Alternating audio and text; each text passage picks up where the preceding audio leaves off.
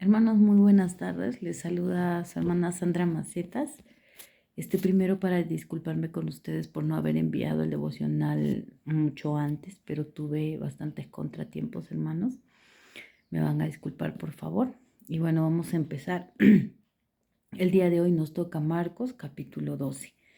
Y el título con el cual empieza este capítulo es Los labradores malvados. Como nosotros ya hemos ido leyendo la palabra y hemos ido viendo que el Señor Jesús enseñaba a través de parábolas, ¿no? Que son historias ficticias, pero que son utilizadas para representar el reino de los cielos y para que sea mucho más fácil su comprensión. Bueno, empieza como les decía, con los labradores malvados. Resulta que había un hombre que plantó una viña, que la cercó, le hizo vallado, edificó una torre y la arrendó a labradores y se fue lejos, ¿no? Y a su tiempo envió un siervo para que pudiera recoger, ¿no? Una parte del fruto, ¿no? Sabemos que si lo ha arrendado, entonces hay una parte que le corresponde a los que se han quedado para cosechar y otra parte, porque él es dueño de esa viña, le correspondía también, ¿no? Ese fue el negocio, ese fue el acuerdo, ¿no? Y envió pues para la parte que le tocaba, ¿no? A su siervo, pero estos lo golpearon, dicen, ¿no? Lo golpearon y lo dejaron y no le dieron absolutamente nada. Luego volvió a mandar a otro y así, ¿no? Y a cada uno de ellos ya no solamente los golpeaban, sino que ya hasta los mataban. Hasta que no quedó ningún siervo, dice, y este hombre envió a su único hijo, ¿no? Porque dijo, bueno, a mis siervos los han maltratado. Sin embargo, voy a enviar a mi hijo, espero y creo que ellos lo van a respetar porque se trata de mi hijo, ¿no? Entonces, él los envía a su hijo y lo que sucede pues es terrible, ¿no? Porque al hijo también, incluso al enterarse que él era el hijo, deciden con mayor razón matarlo porque dicen, él es el único heredero. Entonces, si lo matamos, nos vamos a quedar nosotros con la viña, ¿no? Entonces, esta parábola Jesús utilizó, ¿no? Y miren, esto nos demuestra cuán lejos puede llegar la ambición y la soberbia de las personas, ¿no? Y esto explicaba el Señor y los escribas, los fariseos, los saduceos, aquellos religiosos de ese tiempo, pues se sentían ofendidos y sabían que era para ellos, ¿no? O sea, la parábola, ¿no? Es como quien dice, ¿no? Que a quien le quede el guante que se lo chante y ellos se lo chantaban, pues, ¿no? Porque sabían en el fondo de su ser, en su interior, que pues estaba hablando de ellos, ¿no? Entonces, ¿qué es lo que hacían? Estaban escuchando a Jesús, pero no lo escuchaban porque querían aprender, sino estaban buscando la manera de hacerle caer, de ponerle una trampa, ¿no? Pero ellos no sabían con quién se metían, hermanos, porque Dios es incomparable, ¿no? A Él jamás le podríamos hacer una trampa y le podríamos hacer caer, porque Él conoce las intenciones del corazón, conoce por qué se lo decimos, ¿no? Muchas veces entre humanos nosotros podemos decir algo que aparentemente es bueno o hay una buena intención en lo que decimos, en lo que hacemos, pero a Dios, a Jesús no le podemos engañar, ¿no? Por más que parezca algo bueno, si la motivación, si la intención es incorrecta, el Señor lo sabe, ¿no? Entonces el Señor sabía cuál era la intención de estos hombres al hablar y al preguntar, ¿no? No le podían engañar. Y ellos estaban intentando hacerle caer. Vamos a escuchar, a ver, vamos a leer el versículo 13, ¿ya? Donde dice: y le enviaron algunos de los fariseos y de los herodianos para que le sorprendiesen en alguna palabra. Viniendo ellos, le dijeron, miren, y todavía había tanta hipocresía, ¿no? Por cómo se referían al Señor.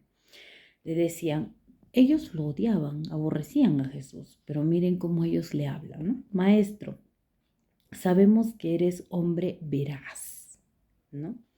Con su ironía, ¿no? Con su sarcasmo, y que no te cuidas de nadie, porque no miras la apariencia de los hombres, sino que con verdad enseñas el camino de Dios.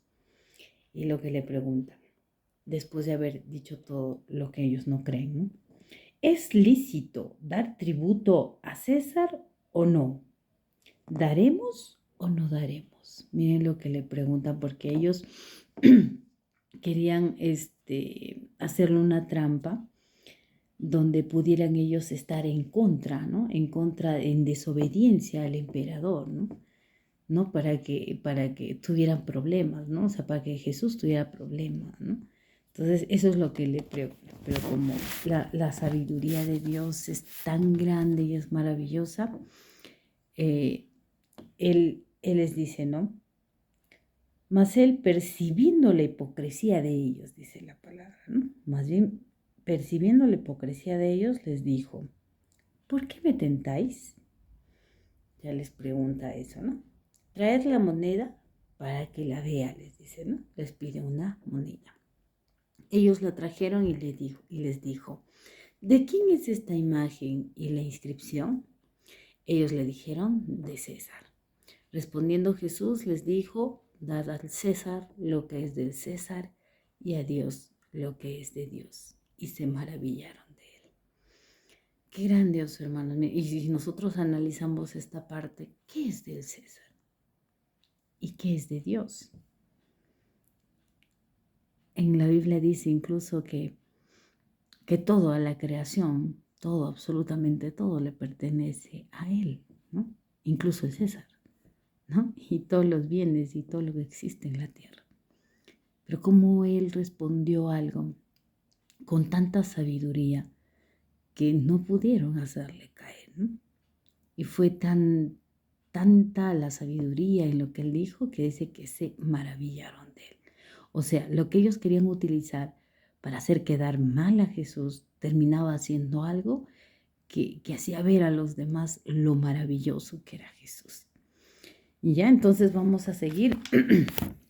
Ahora también el otro subtítulo es la pregunta sobre la resurrección, ¿no? Si aquí en la Biblia nos dice que habían los saduceos y los saduceos eran hombres que no creían en la resurrección.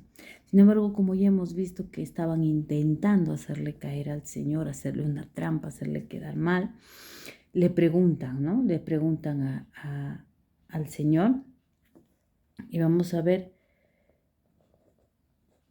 aquí, a ver, yo les voy a explicar para no leerlo, para no extendernos mucho. Todavía le dicen, ¿no? Moisés, maestro, le preguntamos, ¿no? Moisés nos escribió, o sea, nos dejó dicho, ¿no?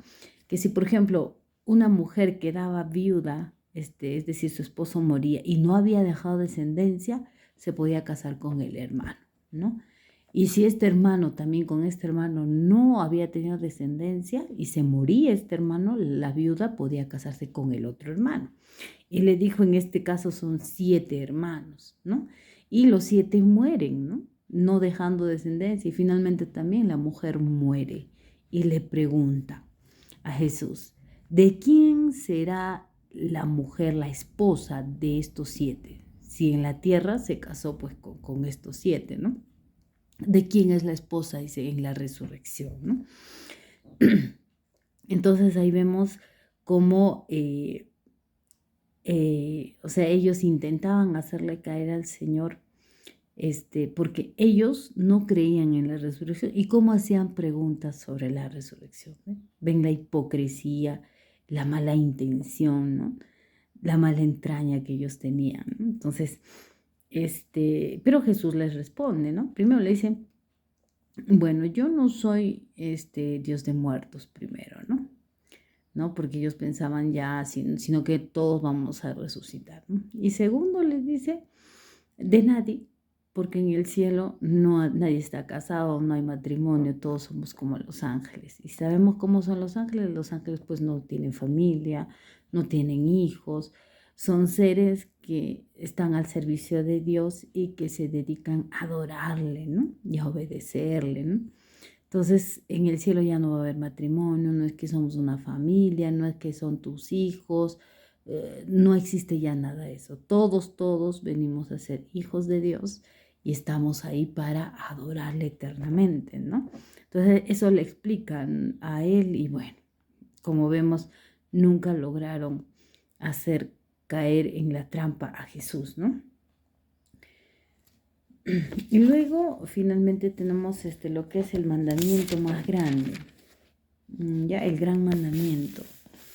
También dice, acercándose uno de los escribas que les había oído disputar y sabía que les había respondido bien, le preguntó, ¿cuál es el primer mandamiento de todos? Le pregunta, ¿no? Quiere saber, ¿no? ¿Cuál es el que está por encima de todos los mandamientos? ¿Cuál es el primer mandamiento, el mandamiento más importante que nos da el Señor? Y Jesús le respondió, el primer mandamiento de todos es, oye, Israel, el Señor nuestro Dios es el Señor uno es. ¿Ya? Primero le dice eso. Y luego, y amarás al Señor tu Dios con todo tu corazón y con toda tu alma y con toda tu mente y con todas tus fuerzas. Este es el primer mandamiento. Ustedes han visto que la gente de allá afuera que no pertenece a la iglesia, que no buscan a Dios, siempre dicen que nosotros somos recontra exagerados, ¿no? Que pecamos de exagerados y de fanáticos, ¿no? Que nosotros ya estamos locos porque tanto es para nosotros Dios, Dios aquí, Dios allá, todo es Dios para ustedes, nos dicen, ¿no? Ay, ya ustedes se pasan, son fanáticos exagerados religiosos, ¿no? Eso es lo que nos dice. Pero ¿qué dice el Señor en su palabra, hermanos? Aquí, ¿qué dice? No dice amarás a Dios eh, y ya, ¿no? O sea, amarás a Dios, claro, lo tendrás ahí, ¿no? A Dios siempre hay que decirle, papá lindo, Diosito, guárdame, cuídame, ¿no? De vez en cuando hay que acercarnos al Señor, de vez en cuando hay que obedecerle, de vez en cuando hay que hacer algo bueno. Eso no dice la palabra. La palabra dice, amarás al Señor tu Dios con todo, dice, todo tu corazón, con toda tu alma y con toda tu mente y con todas tus fuerzas. Así dice el Señor y este es el más grande mandamiento. Por eso para nosotros todo es Dios, por eso nosotros somos cristocéntricos, ¿no? Porque todo para nosotros es Dios. En todo vemos a Dios. Todo lo que hacemos, lo hacemos para Dios. Todo lo que necesitamos, lo necesitamos de Dios, ¿no? Entonces, este es el primer mandamiento, el más grande, dice, ¿no? Entonces, incluso de repente lo que ellos consideran una exageración no sea suficiente para Dios, hermano. Entonces, y el segundo dice semejante, amarás tu prójimo como a ti mismo. No hay otro mandamiento mayor que estos. Estos son, ¿quién es tu prójimo? Tu próximo, ¿no? Entonces, no hay más grandes mandamientos, dice el Señor, que estos. Esto es lo principal que debemos cumplir cada día, cada minuto, cada segundo de nuestras vidas, hermanos. Así que qué bonito estaba este capítulo para compartir y aprender un poco más acerca de la palabra del Señor, hermanos. Muchísimas gracias por su atención, que el Señor los bendiga y que este tiempo sea un tiempo de gozo en sus vidas, en sus corazones. Muchas gracias, hermanos.